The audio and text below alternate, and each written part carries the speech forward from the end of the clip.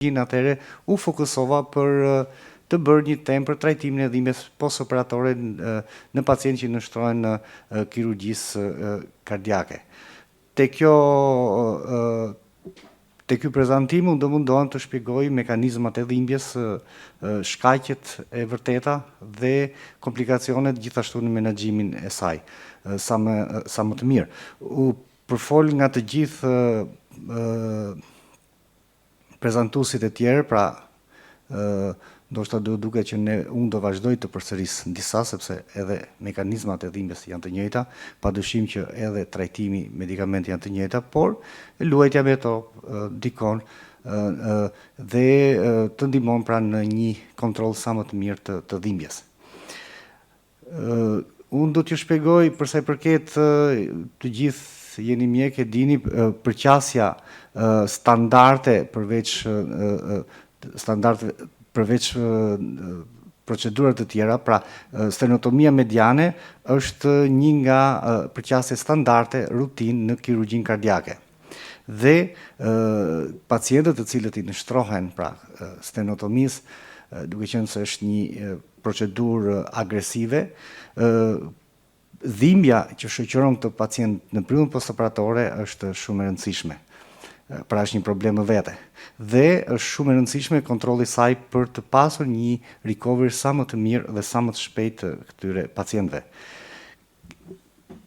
Incidenca nuk është e rrallë, është e shpesh, pra intensiteti i moderuar dhe i lartë i dhimbjes shkon diku te 30 deri në 60% të pacientëve, siç e shikoni dhe në foto, pra ky pacienti postoperativ me drena me plag goxhat të madhe.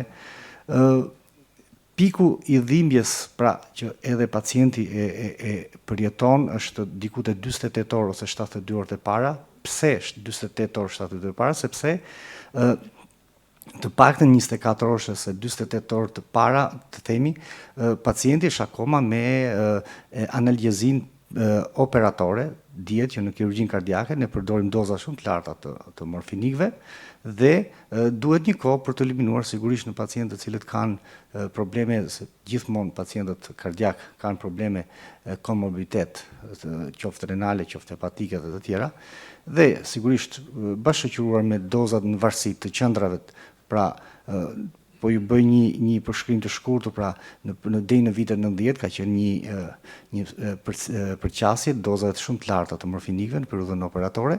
pastaj është me vazhdimsi është tentuar të ulen derisa sot përdorimi në doza sa më të ulta të morfinikëve. Sigurisht që dhimbja, thash që 48 orë dhe 72 orë para pra është më rëndësishme sepse ne ulim pra dozat e morfinikëve deri në mbyllje të plotë të tyre dhe për këtë arsye dhe pacienti përjeton pra një intensitet të lartë të dhimbjes. Sigurisht që e rëndësishme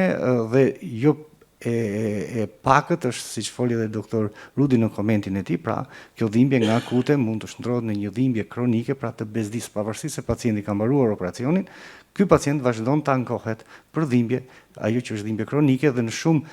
dhe kthehet në një barrë të rëndësishme për familjen, pra do të ketë nevojë të konsumoj preparatet analgjezikët, pra shkoj her pas here në farmaci, të drejtohet her pas here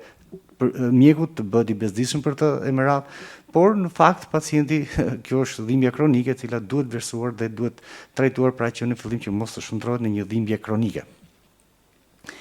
Do të thosha dy fjalë përsa i përket definicionit të dhimbjes, pra çfarë është dhimbja, pra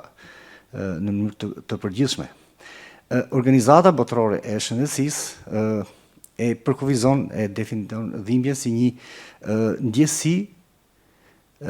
sensore ose një eksperiencë emocionale e pakëndshme, e cila mund të shoqërohet ose mund të shoqërojë një dëmtim aktual ose potencial indor. Është një ndjesi ose një eksperiencë e pakëndshme, po si manifestohet. Pra djegje, therje ose një presion pra pacienti, pra në këtë mënyrë ta shpreh. është një eksperiencë emocionale, pra pacientët janë të friksuar, mund të jenë të gjithashtu në stres të madh. Mund të kemi dëmtimin, pra kjo ndjesi vjen nga dëmtimi aktual i indeve. Pra kemi një dëmtim real, pra i cili dallohet ekzistenca vizive e këtij dëmtimi. Por mund të ndodhë që pacienti të ketë dhimbje edhe kur nuk kemi një dëmtim të dukshëm, pra,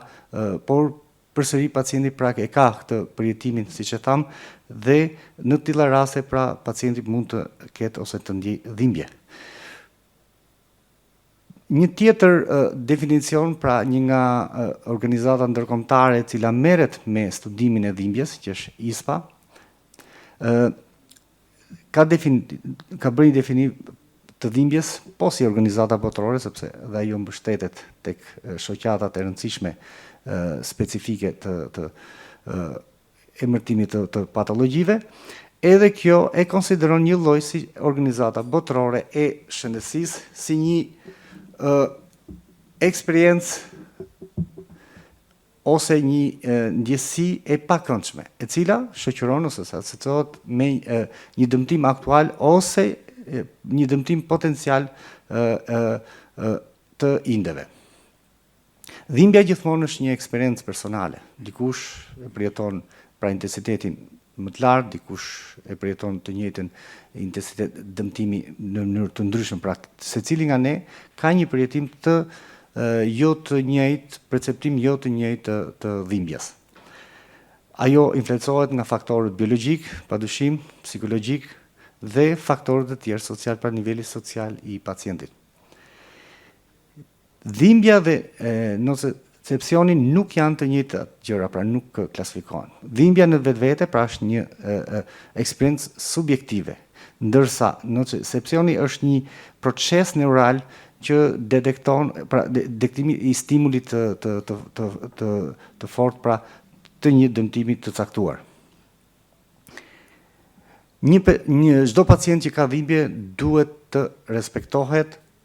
edhe kur ai nuk ka një dëmtim të dukshëm indor.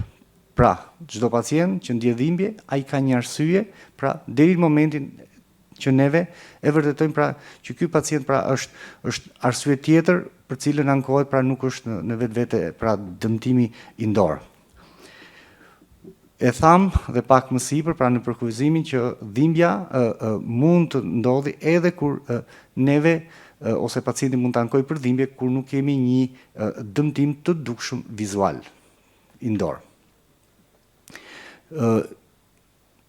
Ka momente ose në pacientë të ndryshëm që dhimbja është një mekanizëm pra mbrojtës ndaj një dëmtimi të caktuar, ose mund të ndodhi, siç është dhimbja kronike, kur kemi një maladaptim ndaj një X dëmtimi, pra dhe pacienti vazhdon të ankohet pavarësisht mungesës të dëmtimit indor të vazhdueshëm. Ka momente që një kategori pacientësh që mungesa e komunikimit tek ta nuk do thotë që këta nuk kanë dhimbje. Kjo ndodh tek fëmijët, të cilët nuk arrin dot të perceptojnë ose të shpjegojnë praninë e dhimbjes apo jo. Pacientët të cilët janë komatoz, siç e shprehu dhe tek tema doktor Genti, që nuk ka nevojë në terapi intensive vetëm për sedacion, por ka nevojë edhe për trajtimin e dhimbjes, pavarësisht sepse ata nuk arrin dot ta shprehë dhimbjet, ose pacientët të cilët kanë probleme të sferës konjunktive. Vetë procesi fizpatologjik i dhimbjes kalon në disa procese të ndara. Procesi i parë është transduksioni, pra do thotë që një stimul i dhimbjes, pra mekanik, termik ose kimik, konvertohet në një sinjal elektrik. Mekanizmi i dytë ose i procesit pra të dhimbjes, se si dhimbja ecën, është transmetimi, pra ky impuls i marrë në periferi, transmetohet nëpërmjet atyre trakteve tek medula spinale, në kornu posterior dhe dërgohet në sistemin nervor central. Më pas, ky sinjal përpunohet perceptohet pra si dhimbje në sistemin nervor qendror. Dhe mekanizmi i fundit është mekanizmi adaptiv ndaj stimulit të dhimbjes, që është modulacioni duke prodhuar endorfinat, të cilat pra modifikojnë ose frenojnë sinjalin e dhimbjes. Edhe një skematike të ky slajd pra paraqitet pra se si shkon mekanizmi fizpatologjik ose si evolon ky mekanizmi i dhimbjes, duke filluar nga dëmtimi indor, inflamacion, mediator që shirojnë në periferi, më pas kondusioni dhe transmetimi në sistemin nervor qendror të informacionit ose i stimulit elektrik, dhe më pas është modelimi ose frenimi i procesit të dhimbjes. Në vetvete, mekanizmi fizpatologjik në dhimbje postoperatore është në disa drejtime. E para ka një origjinë, të themi, multifaktoriale, pra nuk varet vetëm nga një faktor, pra ka shumë faktorë që ndikojnë ose që tek dhimbja postoperative, dhe gjithashtu ndikim ka sensibilizimi periferik dhe central. Shkaqet e dhimbjes. Dëmtimi i indeve kirurgjikal, përgjigja inflamatore që zhvillohet pas këtij dëmtimi, pra nga kirurgjia, gjithashtu dhe dëmtimi drejtpërdrejt neural që shkaktohet nga kirurgjia. Tek dëmtimi i indeve do të tregojmë, duke filluar me radhë, është retraksioni i sternumit. Të gjithë kush pranishëm në sallat operatore e ka të qartë se sa agresiv është ajo morseta që hap sternum, pra që zgjeron krarojnë, dhe për të pasur një fushë sa më përqasje sa më të mirë kirurgjikale të kirurgëve. Retraksioni i brinjve, pra gjatë procesit të hapjes përveç pra retraksionit të sternum, kemi retraksionin e brinjve, pra hapjen e brinjve, përsëri të cilat të ndihmojnë për një përqasje sa më të mirë të fushës operatore, dëmtimi i muskujve dhe indeve të buta nga trauma, nga kirurgjia, dëmtimi i elementeve të tjerë kockor, sidomos në pjesën posteriore, pra nga retraksioni i brinjve.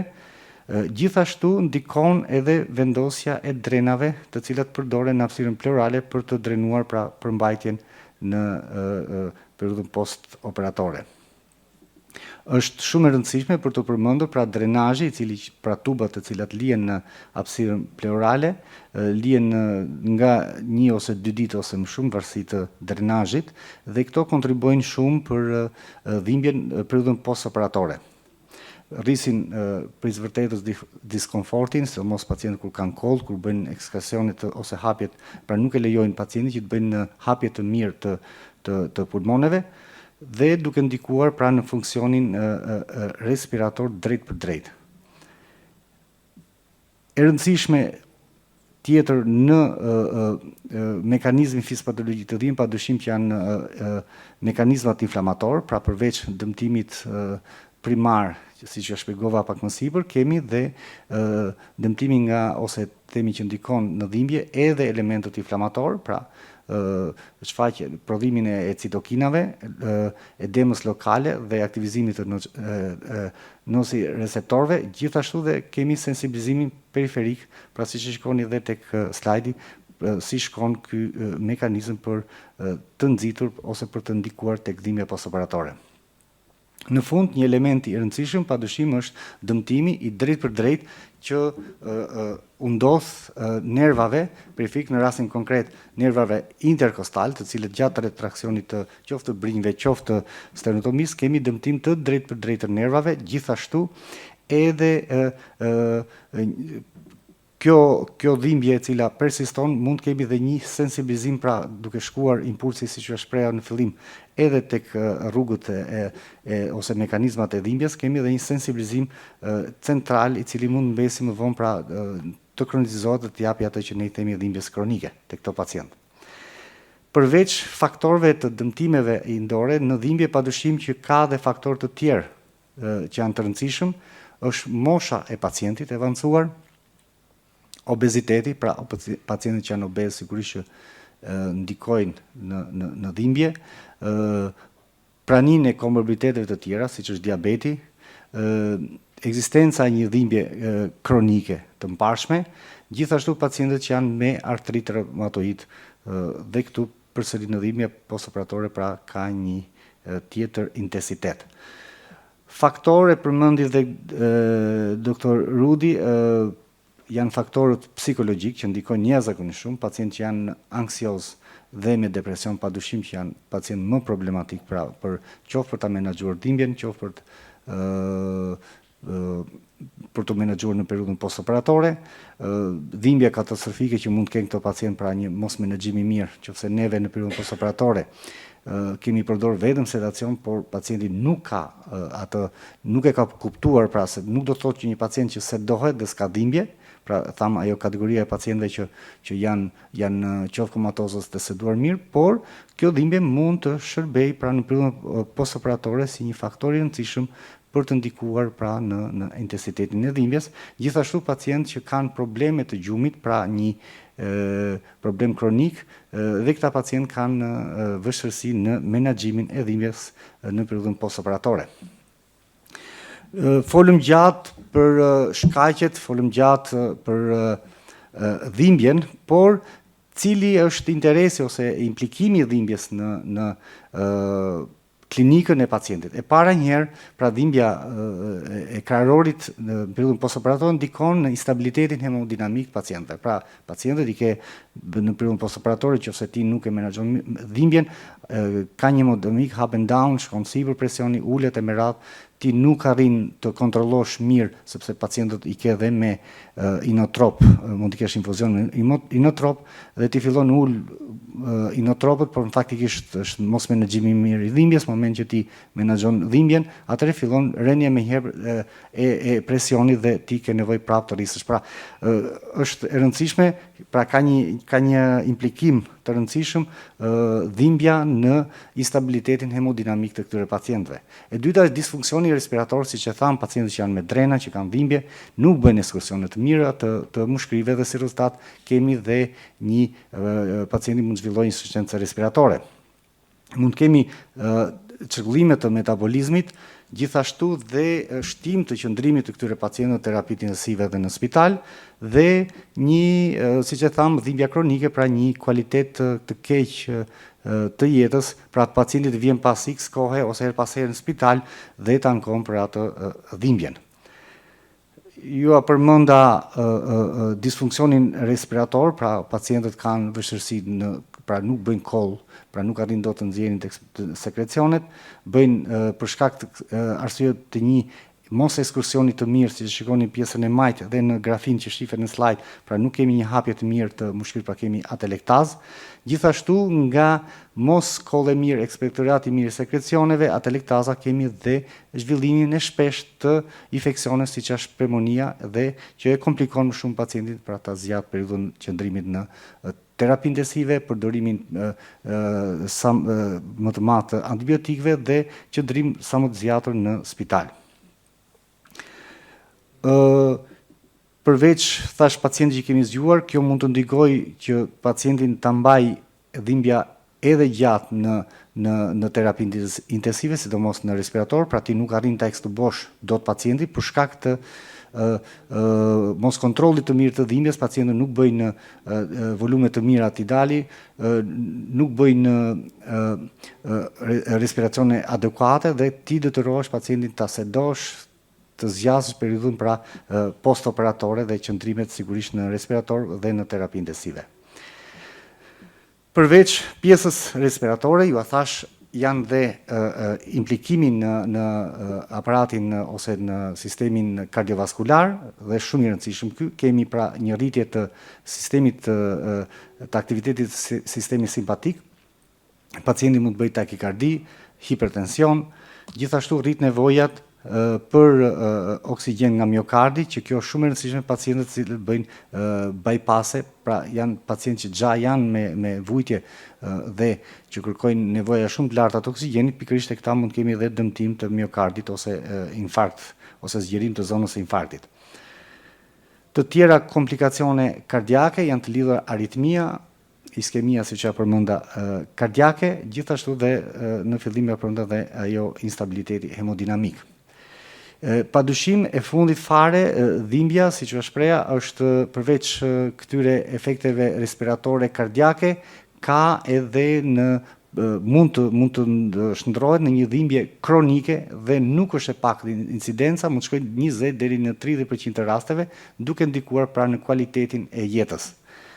U fol nga parafolësit të gjithë për trajtimin e dhimbjes, pra bazat, principet e trajtimit të dhimbjes. Kjo edhe në guideline-et e shoqatës studimet të dhimbjes akute në 2022 mbështetet me disa shtylla, e para njërë analgezia multimodale, e cila konsiston në përdorimin e një sër preparatesh të cilët nuk janë ose teknikave jo opiate, përshkrimin sa më të pakët ose në mënyrë të kujdesme të medikamenteve opioide. Pacienti duhet jetë në qendër të vëmendjes dhe një përqasje të mirë funksionale ndaj tij, përdorimin e metodave jo farmakologjike dhe një asistim rigoroz dhe monitorizim të dhimbjes postoperatore. Për analizim multimodale u fol nga kolegët mjaft mirë, ajo që duhet t'ju them edhe një herë, pra duke përsëritur, pra çfarë është në themel analgezia multimodale, është për kombinimi i një sër preparatesh farmakologjike të cilat nuk janë opioide dhe terapive të tjera të cilat janë jo farmakologjike, që ndikojnë padyshim në modelimin dhe frenimin e dhimbjes, duke ulur përdorimin e opiateve. Pse pikërisht kjo? Tendenca e shumë mjekëve u përmend, pra është që kemi qef të përdorim, pra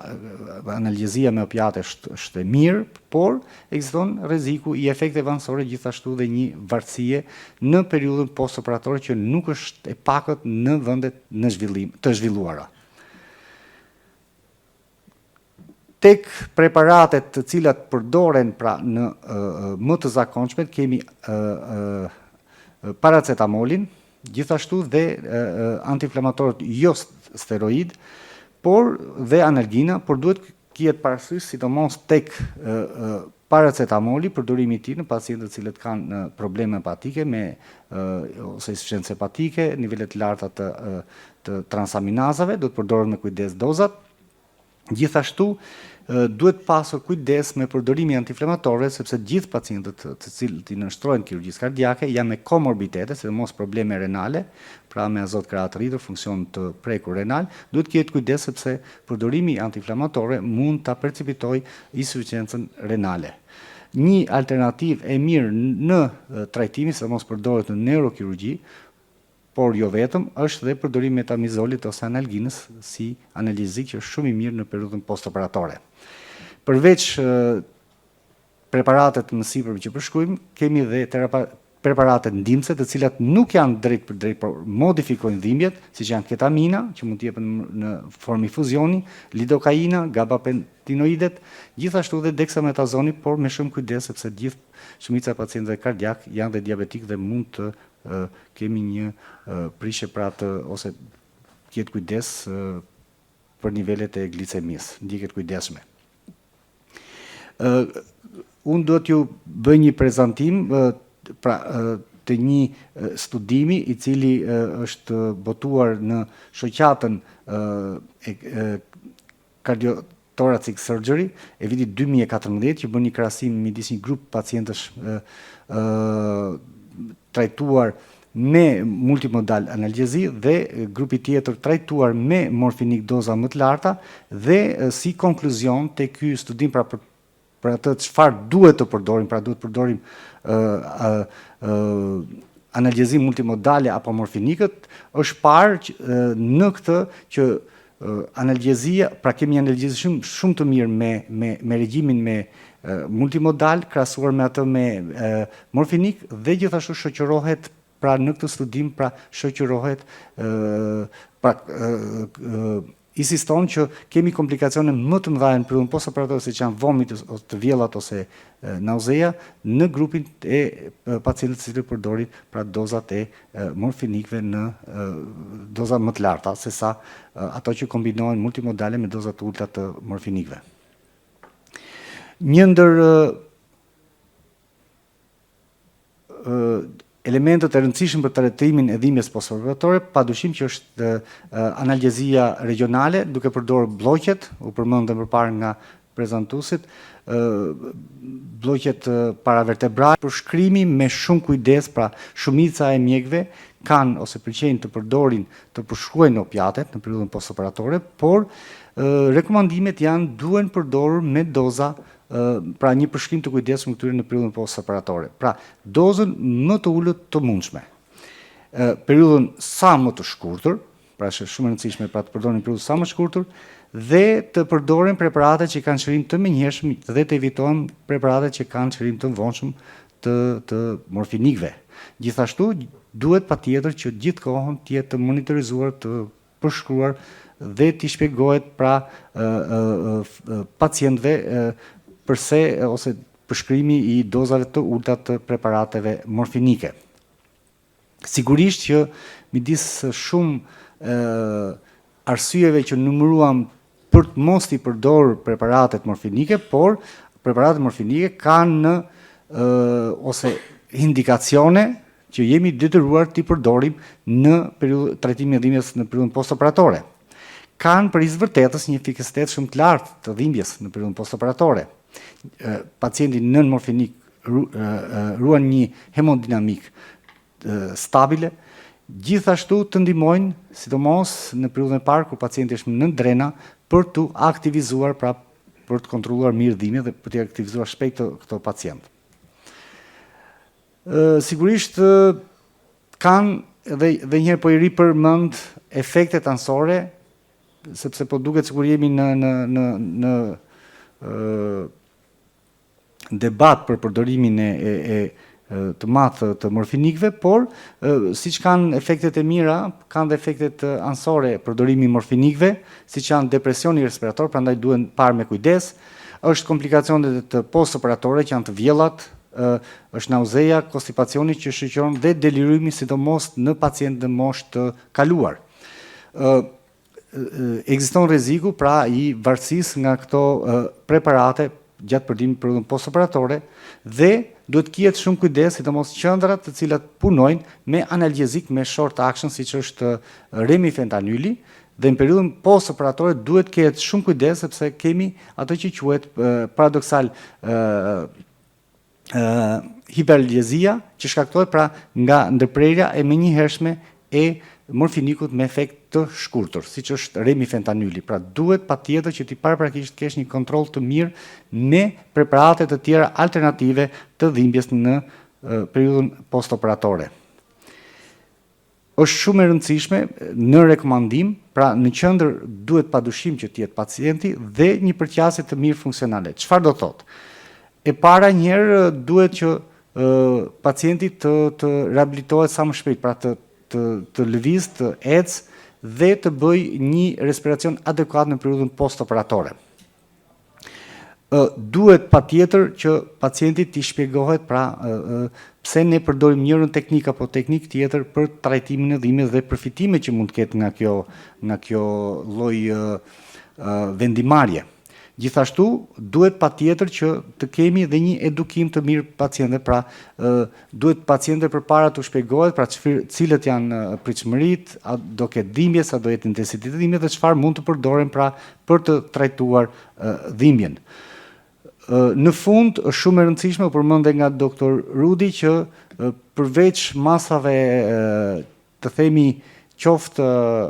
farmakologjike, sidomos, ne vetë mjekët jemi shumë të prirur, por sot është shumë e rëndësishme, edhe masat e tjera që nuk janë farmakologjike, pra në menaxhimin e dhimbjes, siç janë terapitë fizike, me akull, për ta ndihmuar pacientin ose ka raste kur pacienti ka dhimbje të fortë e detyron të rrinë në shtrat pra mos të lëviz. Gjithashtu dhe mbështetja siç janë sot ekipet e fizioterapisë ose psikologët që ndikojnë pra në modifikimin dhe kalimin e këtij momenti të parë të dhimbjes postoperatore. E fundit, në rekomandim është shumë e rëndësishme pra monitorizimi i dhimbjes në mënyrë të vazhdueshme në çdo moment. Pra, në ato kartelat tona, në fletat terapive duhet të dokumentohet pra në mënyrë të detajuar evoluimi i dhimbjes. Kjo ka rëndësi e para njëherë që ne kontrollojmë, kuptojmë pra ku kanë qenë intensiteti i dhimbjes, çfarë ne kemi përdorur, por edhe nga aspekti nesër statistikor pra të ndihmon nëse ti bën një prezantim apo jo, kjo dokumentimi të ndihmon shumë. Ne si shqiptarë nuk dokumentojmë dhe kjo shifet deficiti i madh i shumë mjekëve që në kartela janë bosh ose nuk dokumentojnë fare këtë pjesë.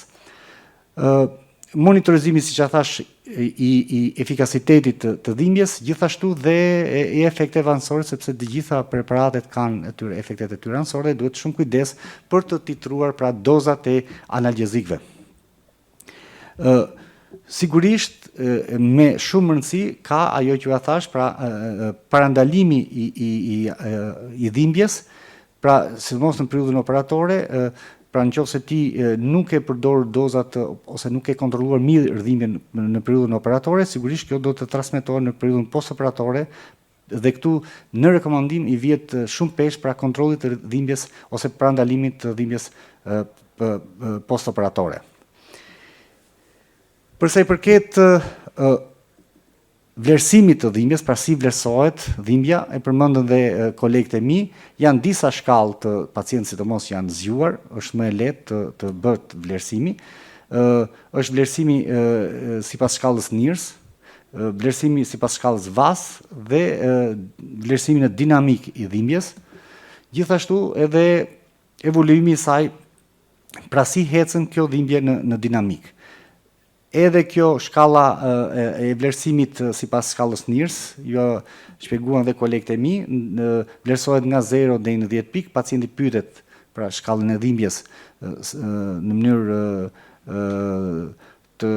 shpeshtë, pra sa është shkalla e dhimbjes, nëse pacienti referon kam dhimbje, edhe ka raste sepse ndos shpeshherë shohim pacientë terapi intensive, kur vete ti e shikon monitorin, pacienti ka takikardi, ka tension të lartë, e pyet ke dhimbje ka, pyet infermierin, thotë jo s'ka dhimbje fare. Prandaj duhet në dinamik, duhet ndjekur pacientin, duhet pyetur. Dhe 0 është pikëzimi pra pacienti nuk ka dhimbje, nga 1 deri në 3 pikë është dhimbje e lehtë, 4-6 pikë është e moderuar, 7 deri në 10 pikë është dhimbje e fortë. Dhe 10 pikë është dhimbja, do të thotë që pacienti është dhimbja maksimale. Shkalla tjetër pothuajse është e ngjashme me Visual Analog Scale VAS, e cila bëhet duke bërë një shkallëzim me 10 cm, përndarje nga 1 deri në 10 cm, tek 0 është mungesa e dhimbjes dhe 10 është dhimbja maksimale e pacientit. Ka shumë rëndësi edhe njëherë që përveç të gjitha mekanizmat që diskutuam, ka shumë rëndësi dhe procesi operator. E para, kujdesi anestetik 1 dhe dyta është teknikat e tjera alternative përveç sternotomisë mediane. E para, përse përket punës tonë si anestezist, pra kontrolli mirë i dhimbjes, evitimin pra të mos bësh shkëputjet më njëhershme të morfinikëve me efekt të shpejt të shkurtër, por kontrollin ose përdorimin e preparateve të tjera alternative deri në moment që ti bën shkëputjen e preparateve morfinike me efekt të shkurtër dhe përsa i përket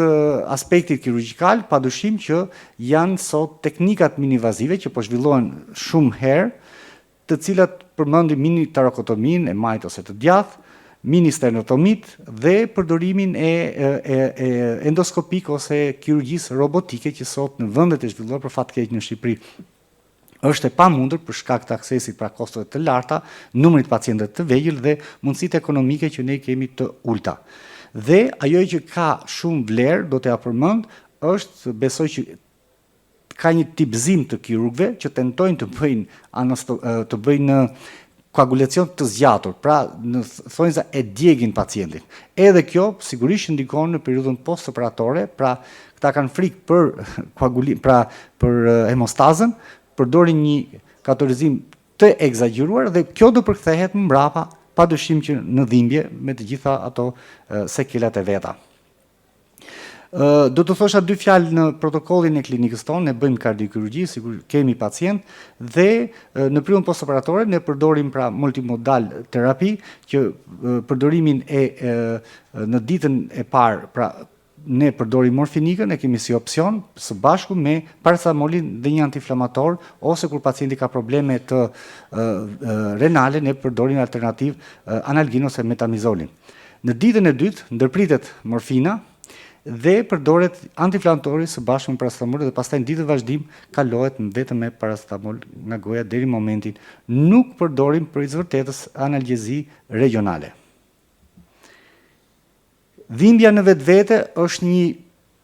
përqasje ose që kërkon një përqasje multidisciplinare, që do thotë ka nevojën tonë të gjithë anestezistëve, ka nevojën e kirurgëve, të stafit të terapisë intensive, fizioterapeut, infermier, e me radhë që ti të kesh një kontroll sa më të mirë të dhimbjes. Pra nuk mjafton vetëm një grup ose një grup specialistës, por ka nevojë të një grupi, pra siç ja përmenda më sipër, për një përqasje multidisciplinare. Si përfundim, pra duhet ju them që sternotomia dhimbja pas sternotomisë është multifaktoriale. Pra nuk ka një faktor të vetëm, por ka shumë faktorë. Sigurisht kontrolli keq i saj padyshim që lidhet me komplikacione në periudhën postoperatore dhe ka shumë rëndësi parandalimi, pra mos kronicizimi i kësaj dhimbje. Dhe shumë e rëndësishme, pra një menaxhim i mirë i saj padyshim që do të ndikojë në atë komet qoftë në periudhën afatshkurtër, qoftë në atë afatgjatë. Cili është mesazhi që do t'i transmetoja të gjithë specialistëve që merren me trajtimin e dhimbjeve, sidomos mjekëve anestezist, pra do të kuptojmë mirë ç'është dhimbja, mekanizmi i dhimbjes postoperatore, menaxhimi i mirë i saj dhe sigurisht që nëse ne i kombinojmë këto së bashku, do të kemi dhe rezultate shumë të mira në periudhën postoperatore. Faleminderit gjithëve.